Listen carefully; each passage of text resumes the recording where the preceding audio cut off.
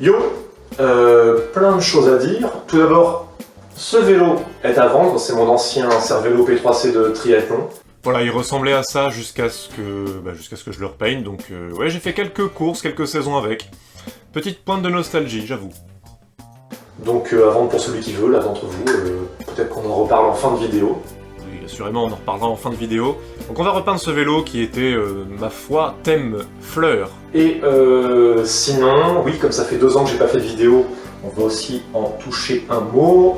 Mais avant ça, il faut passer tout d'abord le cap psychologique de se séparer d'une peinture qui me tenait à cœur, qui m'évoque de bons souvenirs, donc oui, là, petite pointe de tristesse de m'en séparer. Il a fait son temps. Il a bien servi. Bon allez, quand faut y aller, hein. Casque, gants, ponceuse à disque, et puis on est parti pour enlever cette peinture. Mais quand même une pointe de tristesse.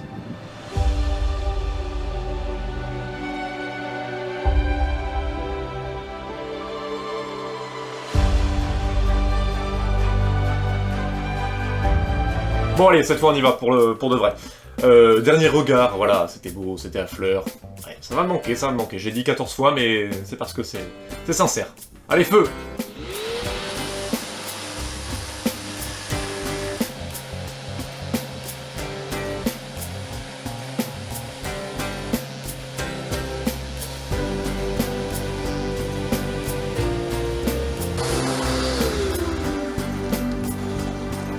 Fini. Et non.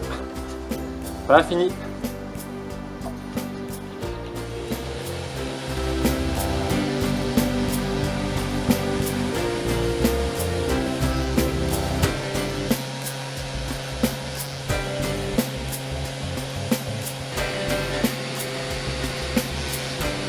Tiens, un point technique qu'on me demande souvent par rapport aux peintures de vélo, et plus précisément par rapport au ponçage, c'est est-ce que le ponçage abîme le vélo? Alors là, exceptionnellement, vous voyez le carbone du vélo, parce que je suis allé jusqu'au carbone. Mais la plupart du temps, en fait, je ne vais même pas jusqu'au carbone, donc je ne touche pas l'intégrité du vélo. Donc il n'y a absolument aucun risque pour le carbone. Et dans les cas comme ça, où je vais quand même jusqu'au carbone, je vais jusqu'à tout juste effleurer la surface, donc il n'y a absolument aucune particule de l'intégrité du vélo qui est mise à mal.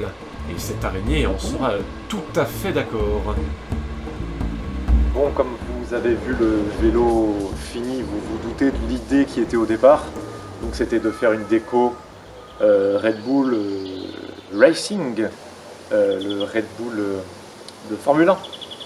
En fait, la vraie idée de base, c'était pourquoi pas de faire une reproduction de la F1 de Max Verstappen sur un vélo. Et puis, donc du coup, j'avais fait un premier jet qui ressemblait à ça de déco, en dessin. Mais je me suis dit que les sponsors dans une écurie, ça va, ça vient selon les années. Donc du coup, si je faisais ça, eh ben, c'était valable que 6 mois, si ça se trouve. Donc, si ça se trouve, dans 6 mois, l'écurie change de sponsor et puis le vélo est obsolète, enfin la déco est obsolète, donc ça serait dommage.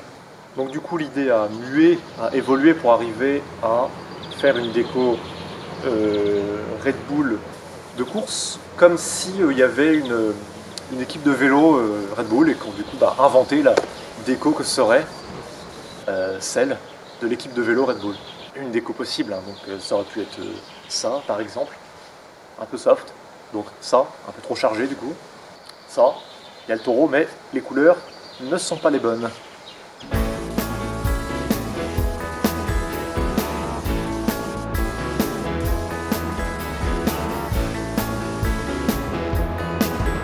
Bon, là c'était l'étape facile pour commencer, on va dire, une couche unie de noir.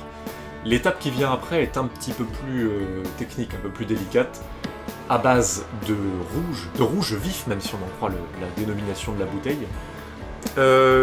Plus délicat, disais-je, car il va s'agir de faire un dégradé du rouge vers noir avec une technique qui n'existe pas. Il n'y a pas vraiment de technique, c'est un peu au jugé. On fait de multiples coups les uns après les autres jusqu'à obtenir le résultat qui nous va, la longueur du dégradé qui nous convient.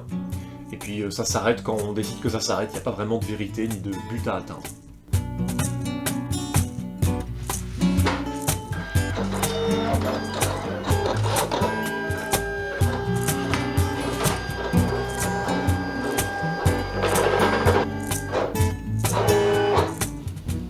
Yes, l'imprimante de découpe qui fait son office comme quasiment pour chaque déco, hein, en sortant les logos.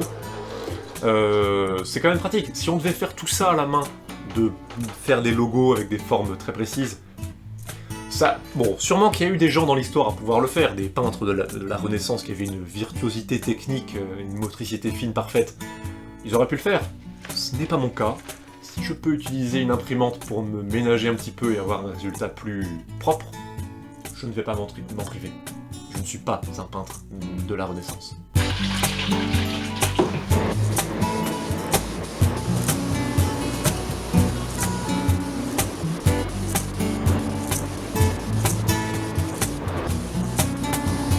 Là, pour le coup, contrairement au dégradé, bien sûr, au dégradé rouge vert noir, passer du blanc dans un pochoir, en plus, le résultat est assez évident à obtenir. Il suffit d'aller jusqu'à ce que ce soit parfaitement blanc. Jean-Michel, évidence, merci.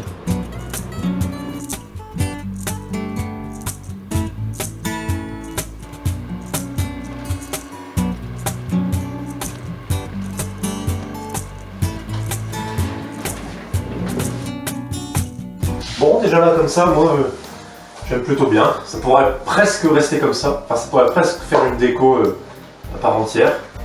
Mais non, nous n'avons pas fini. Bon, pendant que je colle une nouvelle salve de pochoir, explication quant au fait qu'il n'y a pas eu de vidéo depuis 2 ans et qu'un bon paquet d'entre vous attendent une réponse à une demande de peinture de vélo. Ces 2 dernières années, je me suis investi dans un autre projet professionnel avec énormément de temps et d'implication personnelle, ce qui m'a obligé à réduire la voilure sur les peintures de vélo, mais ce n'est absolument pas un arrêt de l'activité.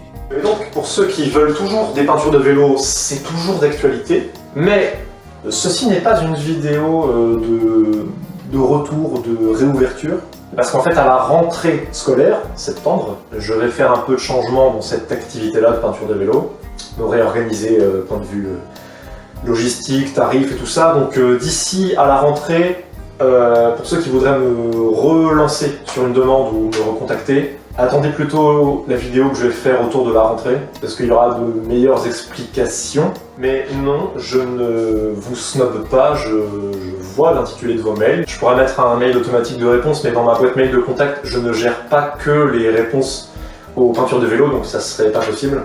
Mais voilà, ce que je peux vous dire, c'est je vais essayer de sortir une vidéo fin août, tout début septembre, qui expliquera comment ça va se remettre en place toute cette histoire de peinture de vélo. Et là, moi ça me faisait plaisir de refaire une vidéo, de refaire une déco un petit peu qui me fait plaisir à moi. Et puis si en plus je peux offrir, moyennant finance, si je peux léguer mon vélo à quelqu'un qui se servira, qui ça fera plaisir, et ben, ça sera avec grand joie. Bon, revenons à nos moutons de peinture, enfin nos moutons de peinture, revenons à nos taureaux de peinture, pour être exact. Red Bull. Si c'était Red Sheep encore, on aurait accepté, revenons à nos moutons, mais c'est un taureau de Red Bull. Donc revenons à nos taureaux. Peinture jaune très peu couvrante, comme vous pouvez le voir, c'est-à-dire que il faut passer 14 couches les unes après les autres pour que ça devienne réellement jaune. Mais au final, voilà, c'est jaune. On va partir sur une toute dernière salve de pochoir grâce à l'imprimante magique. Et puis après, ma foi, ça sera le dernier passage de peinture.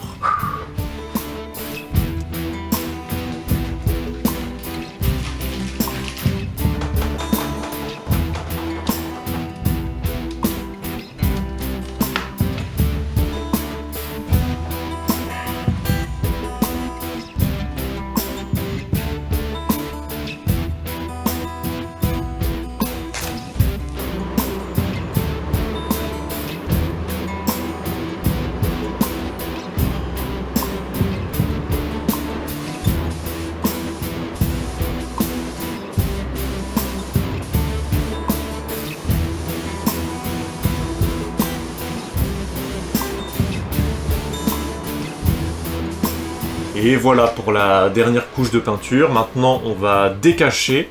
Enlevage de tous les scotch, de tous les papiers, de tous les pochoirs. Et c'est plutôt agréable pour une fois parce que c'est assez rare, mais là j'ai peint en positif du fond vers la surface. alors que d'habitude c'est plutôt l'inverse, on va peindre ce qui est en surface, le masquer, peindre ce qui est autour, masquer, puis peindre la couleur de fond. Je n'ai absolument aucune idée de si quelqu'un comprend ce que je suis en train de dire. En tout cas, ça permet de découvrir la déco de façon plutôt agréable.